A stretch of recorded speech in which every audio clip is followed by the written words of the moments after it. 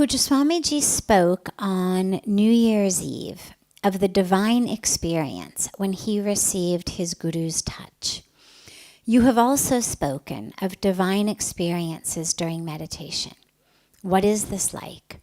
Are you able to explain the feeling or experience? Also, is it possible for anyone to have a divine experience in this way, or are only some blessed to receive this? Okay, well, I knew who asked the other one. I don't know who asked this one. But first of all, everyone is able to have these experiences. But you have to be open. And a lot of times we think we're open, but we really actually have a very, very specific way in our mind that those divine experiences are going to come, what it's going to be like. And so we're open in that way at that time to that experience. But we're not open to it in a general sense. There's a beautiful story actually of a man who was a beautiful devotee of God, really a devoted man. And he was coming home one night, cold winter night, like tonight. And on his way, there was a beggar. And the beggar said to him, "Would you give me your shawl? I'm so cold." And the man wanted to help the beggar, but of course he also was cold. And so he was in a fix about what to do, and he took his shawl and he cut it in half, and he gave half the shawl to the beggar and he kept half for himself. And that night he had a dream. And in his dream he saw God. And I've heard the story told both where God is there in the form of Jesus Christ, and I've heard the story told with God being in the form of Krishna. I'm sure you could tell it with God being in the form of innumerable other forms on earth. And the divine was wearing half a shawl. And first of all, the man was so ecstatic to have the darshan of God in his dream. Oh my God, he'd always wanted this. But then he noticed that God was wearing only half a shawl. And he said, "Well, why are you only wearing half a shawl?" And the divine said to him, "Well, that's all you gave me." And the story has many possible morals depending on what you're trying to teach. But in this instance, the teaching is about openness. And so in our places of worship, in our mandirs, in our churches, in our synagogues, in our mosques, in our gurdwaras, in our meditation room, on the banks of Ganga, we're very open. Perhaps if he had had an image of the divine in his place of worship, he would have immediately recognized it. But what happens when we're in our quote-unquote regular life is we're not quite so open. And so if you look back over history at people who have had divine experiences, yes, some of them took place in places of worship. But a lot of them took place in other places. My first experience, the one that changed my life, took place on the banks of Ganga. But I didn't know Ganga was holy. I was going down to just put my feet in the river and cool off and freshen up after a long, hot, sweaty trip from Delhi. I had no idea the river was holy. And so, like the man who didn't recognize God on the street, dressed as the beggar, in order to be able to have these experiences, we have to really be open all the time. And so, yeah, anybody can have the experience. And the reason I know that is because it happened to me. And so it's, we may think, oh, well, you have to be a dedicated meditator. You have to be a very sincere spiritual seeker. You have to be, I wasn't. I wasn't a meditator at all. Forget being a dedicated meditator. I had never meditated.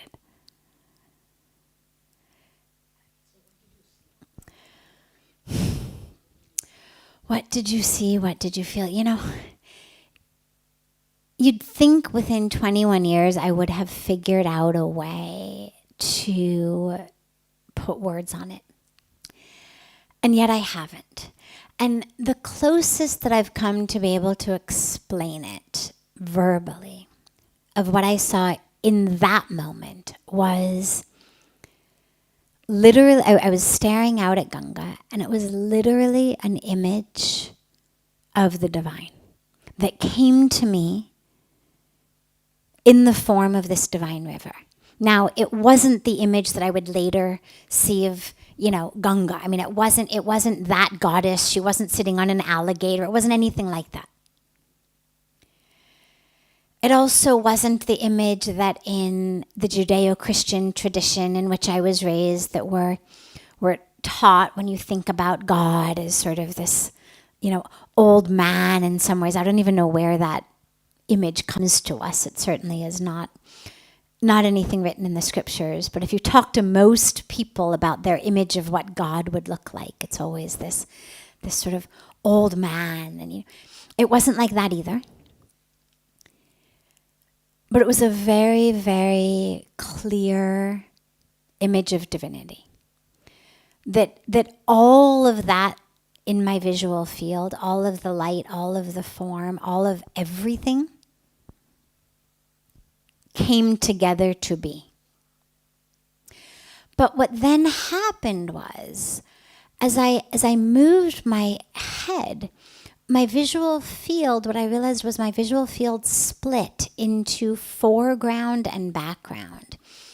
And the easiest way to explain this is, if you got a speck in your eye, if you got a piece of dust in your eye, or if you wear contact lenses and you got something on the contact lens, or if you wear glasses and there were a spot on your glasses, as you moved your face, the foreground, being that spot, would stay the same, right? The spot would stay with you even as you move your head. Background changes, but that spot stays there, right? Because it's in your eye or on your contact lens. And for me, that was what happened with this image of the divine, was it began on Ganga. But then as I moved my head and saw pillars and steps and people and buildings, the background changed, but the foreground stayed the same. And so whatever I was looking at, whomever I was looking at, it was seeing God in them everywhere. And that's as close as I can come verbally to explain what it was like. But I think what's more important than what it looked like is what the experience inside is, because I've read a lot of different experiences of a lot of different people having experiences of God, and they're never the same. And so I think what's really important is that we not have any concept of, oh, this is what happens, this is what it's like. In all of the people I know who have had divine experiences, and all of the ones I've read about, they're all unique, they're all different, they're all individual. And so, but the experience, the inner experience, tends to share a very similar quality, which is a oneness with everything. That suddenly all of the borders between where we think we end and the world begins, that those disappear. And that everything starts to just become part of one beautiful, sort of constantly merging and changing tapestry of shape, of color, of energy, of which we are part.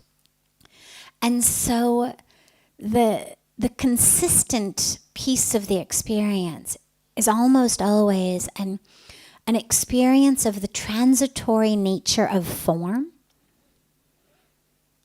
And so you lose an attachment to form because in that moment you have an experience of form no longer being there anyway, and sort of the visual illusion of form. And a deep felt sense, awareness and experience of being an integral part of it all. And so the form and the energy of the universe being a part of yours and sort of merging and melting into all of this. If you think about what waves look like on an ocean, that would give you a good way to understand it. I mean, that's not for me what it looked like visually, but that would give you a way to understand it is if you watch the ocean long enough, you see waves and they come and they go and they come and they go and they come and they go.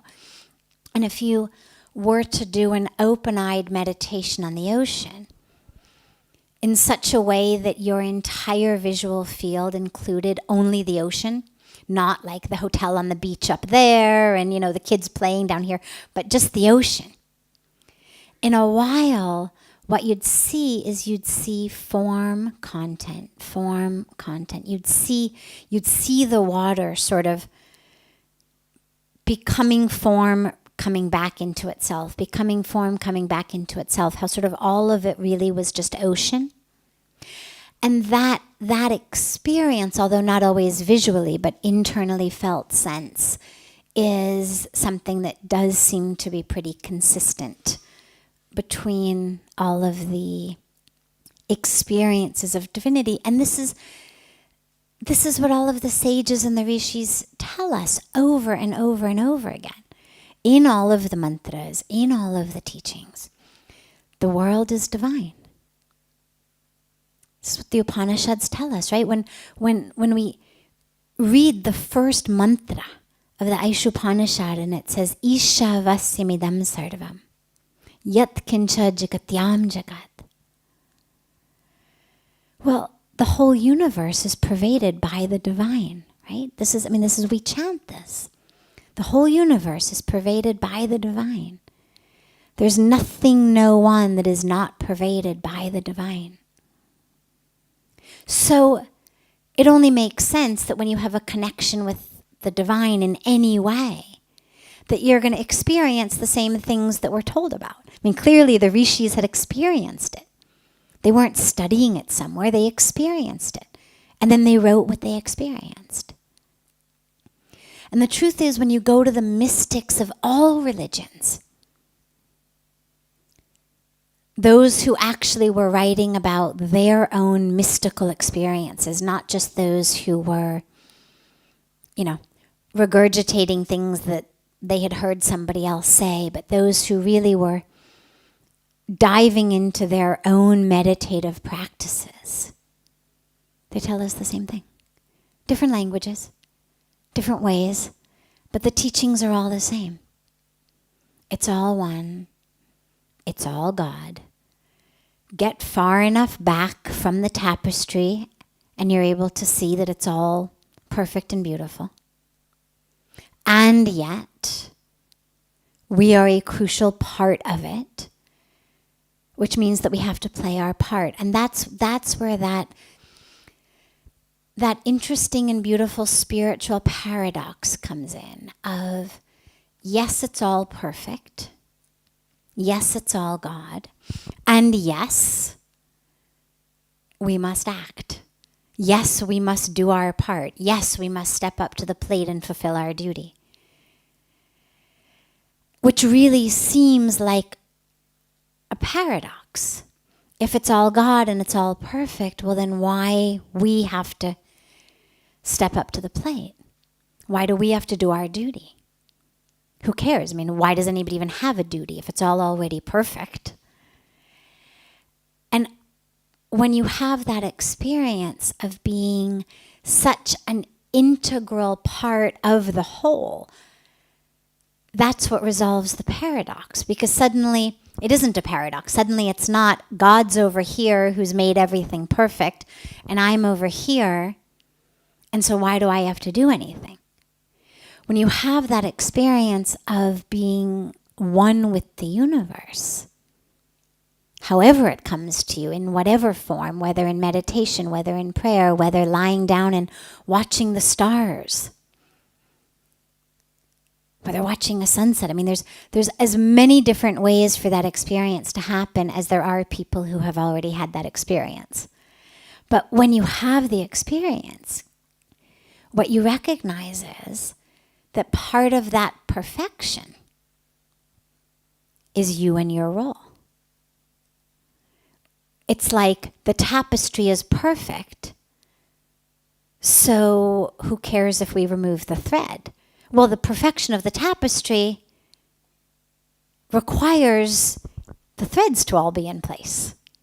And only if I'm thinking I'm not a thread would I not have to fulfill my role? Would somehow my actions not be part of the perfection of the universe? But when you recognize how integral all of us are as threads of this tapestry, then yes, it's all perfect. Yes, it's all God. And yes, my thread is crucial.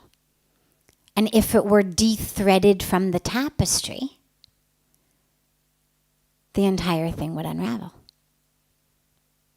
That what is perfection is made up of all of these individual threads, of which I am one, when I'm feeling separate, and of which I am all when I'm in an experience of connection.